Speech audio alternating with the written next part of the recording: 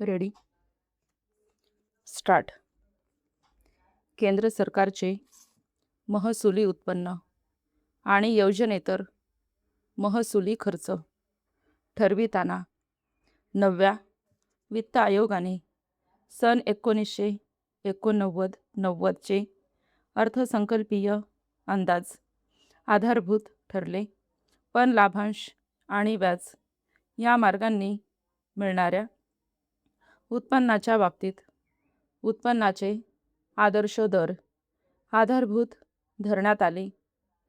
आदर्शवादी पद्धतीचा अवलंब हे 9व्या बिल आयोगाचे एक खास वैशिष्ट्य होते.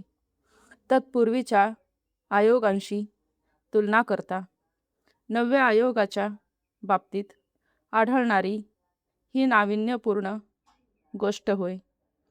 आदर्शवादी पद्धतीचा अवलंब करण्यामागील भूमिका स्पष्ट करताना पुढील मुद्दे मांडले जातात. राज्यघटनेने केंद्र सरकार आणि घटक राज्य सरकारांवर ज्या जबाबदाऱ्या सोपविल्या आहेत त्या समाधानकारक रीतीने पार पाडता येणे शक्य व्हावे, या दृष्टीने महसुली उत्पन्नाचे वाटप करण्यासाठी आदर्शवादी पद्धतीचा अवलंब उचित ठरतो. महसुली उत्पन्नाचे घटक राज्यांमधील वाटप न्याय्य व्हावे आणि किमान मूलभूत सार्वजनिक सेवा उपलब्ध करून देणे प्रत्येक घटक राज्याला शक्य व्हावे, ही दृष्टी ठेवून वरील पद्धती अंगीकारण्यात आली आहे. महसुली उत्पन्न मिळविण्याचे अधिक प्रयत्न केले जाण्यासाठी आणि अनावश्यक खर्च कमी करण्यासाठी योग्य त्या प्रेरणा उपलब्ध व्हाव्यात, हा देखील एक हेतू आहे. जादा कर आकारणीच्या मार्गांनी जादा महसुली उत्पन्न मिळवून अधिक शासकीय सेवा उपलब्ध करून देण्यास दोन घटक राज्यांना मुभा मिळावी म्हणून 9व्या वित्त आयोगाने आदर्शवादी पद्धतीचा अवलंब केला. महसुली उत्पन्न आणि योजनेतर महसुली खर्च याबाबत आदर्श निवडताना ते आदर्श केंद्र आणि राज्य पातळ्यांवरील महसुली अंदाजपत्रकात समतोल प्रस्थापित करण्याच्या उद्दिष्टांशी सुसंगत राहतील, अशी काळजी 9व्या वित्त आयोगाने घेतली आहे.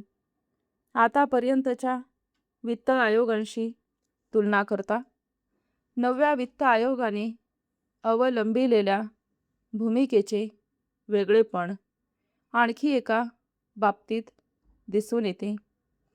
यापूर्वीच्या वित्त आयोगांनी केवळ योजनेतर अंदाजपत्रके विचारात घेतली, तर 9व्या वित्त आयोगाने महसुली अंदाजपत्रकाचे दोन्ही भाग म्हणजे योजनेसंबंधीचा भाग आणि योजनेतर भाग विचारात घेतले. 9व्या वित्त आयोगाने आपला अंतिम अहवाल सन 1989च्या अखेरीस सादर केला.